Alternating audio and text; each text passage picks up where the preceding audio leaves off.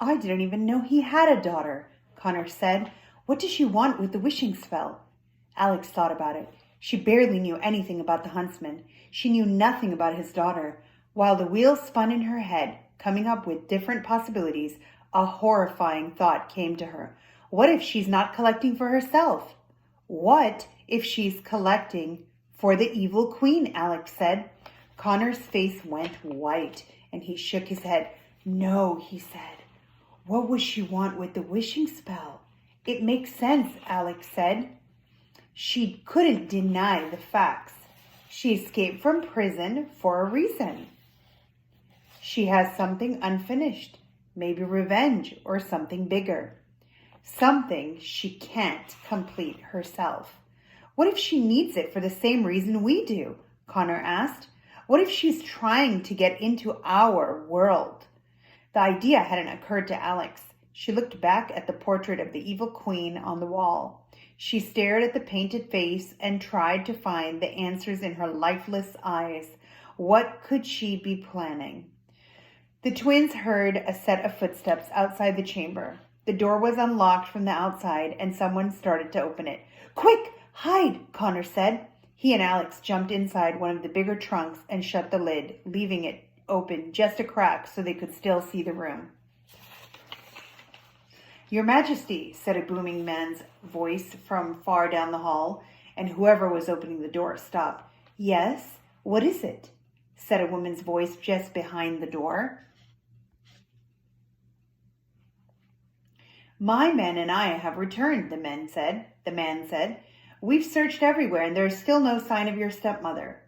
The twins recognized his voice. It was Sir Grant, the soldier, who had made the announcement about the evil queen in the charming kingdom during the ball. Oh, said the woman. Your Highness, forgive me for asking again, but you were the last person to see her in the palace before she escaped. Are you sure there isn't anything you can tell us about that night? Any detail or clue or something, she said, that would give us an idea of where she was going, Sir Grant asked. I've told you countless times. I don't remember anything of the sort, the woman said. I went to simply say a few things that I had on my mind, and once I had done so, I left. Your Highness, it's only a matter of time before she strikes, before she poisons a river and kills half a kingdom or something worse, Grant said. You knew her better than anyone else. For your own safety, please inform us immediately if you remember anything else. You will be the first I inform if any memories surface, the woman said. Now, if you'll excuse me, I'd like to be alone. Sir Grant returned down the hall. The woman slowly turned the handle of the chamber door and opened it. She was a beautiful woman with the darkest hair and the lightest skin the twins had ever seen. It's Snow White, Alex whispered to Connor and squeezed his arm. She wore a white nightgown and a matching overcoat. She stood in the doorway for a moment, just looking at the room before she entered it. It seemed hard for her to be in the room where so many attempts on her life had once been planned. The way she surveyed everything around her made the twins assume she hadn't been inside this room in a very long time. Snow White entered the room and locked the door behind her. She walked around the room and carefully went through all the things, just as the twins had done. She went to a stack of old books. She went through the pages of one that was black and had a large skull on its cover. Snow White flipped through its pages until she let out a tiny gasp and dropped the book. The twins could see from the open book lying on the ground that she had discovered the page with the recipe for a poisoned apple. She took a seat on the platform behind her and began crying, burying her face into her hands. The whole situation seemed to have taken a toll on the young queen. We should ask her where her coffin is, Alex whispered to Connor. Are you sure? She seems like she needs a moment, Connor said. Unfortunately, we don't have a moment to spare, Alex said. Alex slowly stood in the trunk and pushed open the lid.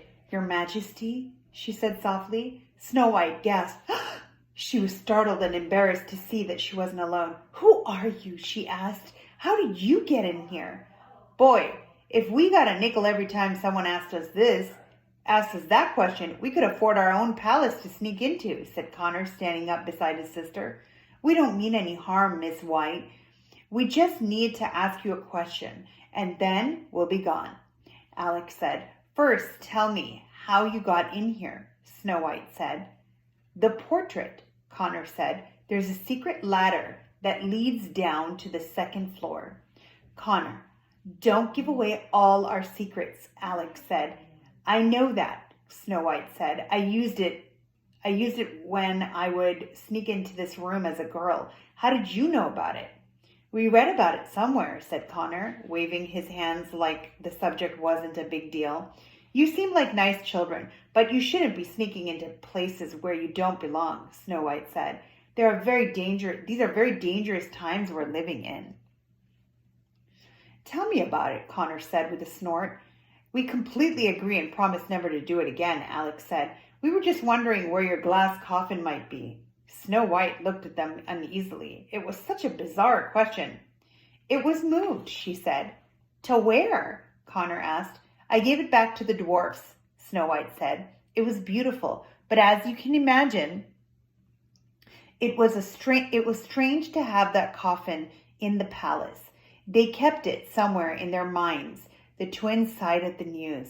The road ahead of them had just become much longer. What on earth would you two want with my coffin? Snow White asked. They looked at each other, not sure what to tell her and what not to tell her. We're on a bit of a scavenger hunt, Alex said, and we're in a bit of a time crunch, you see, because your stepmother may be after the same things we are. Snow White looked at them very seriously. Children, my stepmother is a very dangerous woman. If she is after something and you are in her way, she won't hesitate to kill you. She is heartless. If there is any possibility of your crossing paths with her, you must stop whatever you're doing immediately. A loud bang came from the door. Your Majesty, are you in here? A soldier asked. The king couldn't find you and is concerned. Yes, 1 moment, please, Snow White said, and then turned to the twins. You two should go. The twins nodded and climbed up through the portrait. Promise, you'll think about what I've said, Snow White said to them just before they shut the portrait door.